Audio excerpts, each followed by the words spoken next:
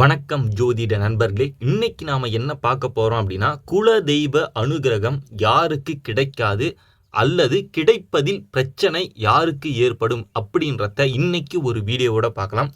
வாங்க வீடியோக்குள்ள போகலாம். இந்த சேனலை சப்ஸ்கிரைப் பண்ணாதவங்க சப்ஸ்கிரைப் பண்ணுங்க. இந்த வீடியோவை லைக் பண்ணி பாருங்க. அப்பதான் யூடியூப் மற்றவங்களுக்கு இந்த வீடியோவை ரெக்கமெண்ட் பண்ணோம். முடிஞ்ச அளவுக்கு இந்த வீடியோவை சோஷியல் மீடியாவிலையும் ஷேர் பண்ணிவிடுங்க. சரிங்களா? 5ஆம் அதிபதி பூர்வீகத்தை குறிப்பவர், குல தெய்வத்தை குறிப்பவரும் இவர்தான். 5ஆம் அதிபதி நீசம் அடைந்தாலும் 6, 8, 12 மறைந்தாலும் குல தெய்வ அனுகிரகம் கிடைப்பதில் கண்டிப்பாக பிரச்சனை ஏற்படும். சரிங்களா? இதை தவிர 5ல் ராகு, கேது, சனி, செவ்வாய் போன்ற பாவிகள் அமர்ந்தாலும் குல தெய்வ அனுகிரகம் கிடைப்பதில் பிரச்சனை ஏற்படும். இதில் இன்னும் சொல்ல போனால், ஒன்று உங்களுக்கு குல தெய்வம் தெரியாமல் இருக்கும். அப்படி இல்லை என்றால் குல தெய்வத்தை உங்கள் தாய் தந்தையார் மாற்றி இருப்பார்கள். இல்லைனா உங்களுடைய தாத்தா பாட்டி இருப்பாங்க பார்த்தீங்களா, அவங்க மாற்றிக்கிட்டு இருப்பாங்க. அதாவது இதுக்கு முன்னாடி குலதெய்வத்தை வணங்கிட்டே வந்திருப்பாங்க. உங்களுடைய தாத்தா பாட்டி வேறு ஏதாவது ஒரு கடவுள் மேலே பக்தி ஏற்பட்டு அந்த கடவுளையே வழிமுறையாக வணங்கிட்டு வந்திருப்பாங்க. ஸோ அதை உங்கள் அப்பா அம்மாவும் ஃபாலோ பண்ணிட்டு வந்திருப்பாங்க. உங்களுக்கு பார்த்தீங்கன்னா நீங்களும் அதை ஃபாலோ பண்ணிட்டு வந்திருப்பீங்க. ஸோ இப்போ பட்சத்தில் உங்களுக்கு மூதாதையரான ஒரு குலதெய்வம் உங்களுக்கு இருக்குது. அது உங்களுக்கு என்னன்னே தெரியாமல் போய்விட்டது. சரிங்களா? இதை தவிர குலதெய்வம் உங்களுடைய இடத்துல இருந்து அதிக தூரம் இருப்பது. சரிங்களா? சில பேர் திருப்பதி தான் எங்களுடைய குலதெய்வம் அப்படின்னு சொல்லுவாங்க. ஸோ வருஷத்துக்கு ஒரு தடவை தான் போவாங்க, இல்லைன்னா 2 வருஷத்துக்கு ஒரு தடவை போகிறது, இந்த மாதிரியான ஒரு சூழ்நிலைகள் இருக்கும். சரிங்களா? நீங்கள் நிச்சயமாக 6 மாதத்திற்கு ஒரு முறை குலதெய்வ கோவிலுக்கு சென்றாக வேண்டும். சரிங்களா? இது ரொம்பவே முக்கியமான விஷயம். பொதுவாகவே 5ஆம் அதிபதி சந்தோஷம், அறிவு, குழந்தை பேருக்கு காரணமாக இருப்பார். உங்களுக்கு நல்லபடியான சந்தோஷமும் குழந்தையும் அமைய வேண்டும் எனில் கண்டிப்பாக குலதெய்வ அனுகிரகம் மிகவும் தேவை. குழந்தைகள் ஒழுக்கமாக வளர்வதற்கும் கண்டிப்பாக குலதெய்வ அனுகிரகம் வேண்டும். சரிங்களா? என்னதான் இருந்தாலும் நம்மளுடைய குழந்தைகள் தாங்க சந்தோஷம். நம்ம வீட்டில் இருக்கிறவங்க ஏதாவது வெளியில் போய் சண்டை சச்சரவுன்னு எடுத்துன்னு வந்தால் உங்களால் சந்தோஷமாக இருக்க முடியுமா? கண்டிப்பாக இருக்க முடியாது. உங்களுடைய ஜாதகத்தில் 5ஆம் அதிபதி வலுப்பெற்று இருந்தால், சுபகிரகத்துடன் இருந்தால், நிச்சயமாக நீங்கள் ஒரு பணக்கார வீட்டில் தான் பிறந்திருப்பீங்க. அப்படி இல்லைன்னா அடிப்படை தேவைகள் உணவு, உடை, இருப்பிடம், இந்த 3க்கும் நிச்சயமாக குறைவு இருக்கவே இருக்காது.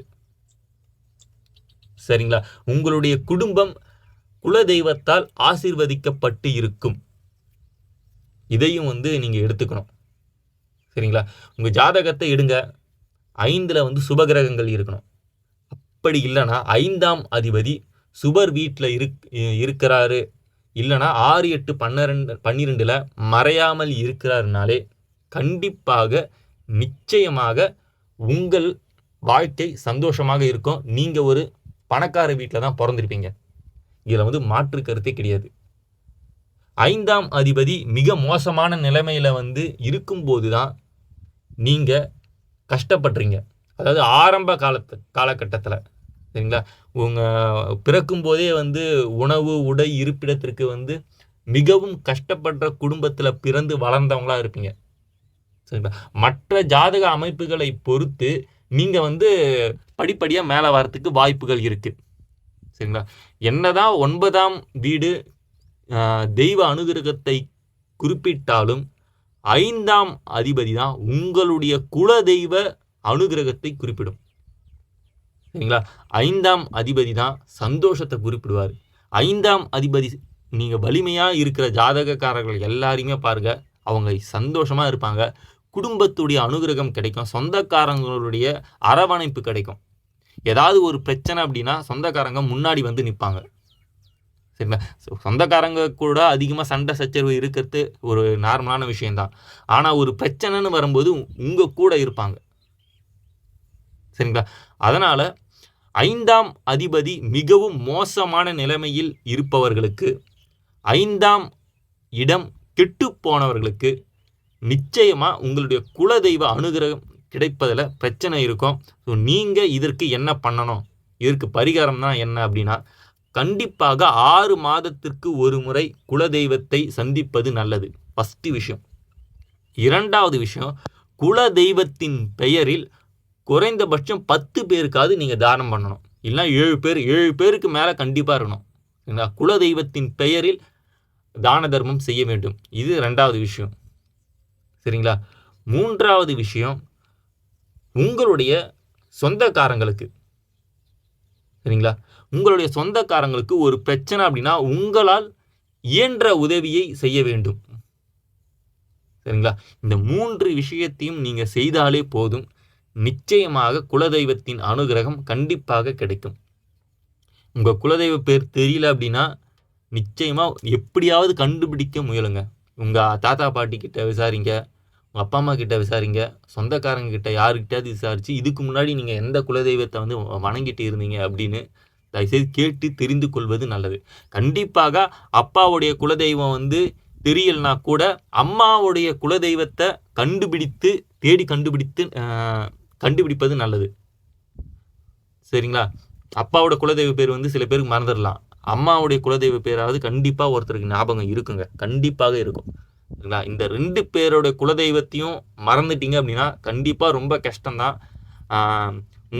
நீங்கள் வந்து ஏதாவது ஒரு தெய்வத்தை முன்னாடி நின்று வணங்குறது நல்லது. ஆனால் குலதெய்வம் அனுகிரகம் கிடைக்கிற மாதிரி மற்ற தெய்வங்களுடைய அனுகிரகம் கிடைக்குமா அப்படின்னா அது வந்து சந்தேகம்தான்.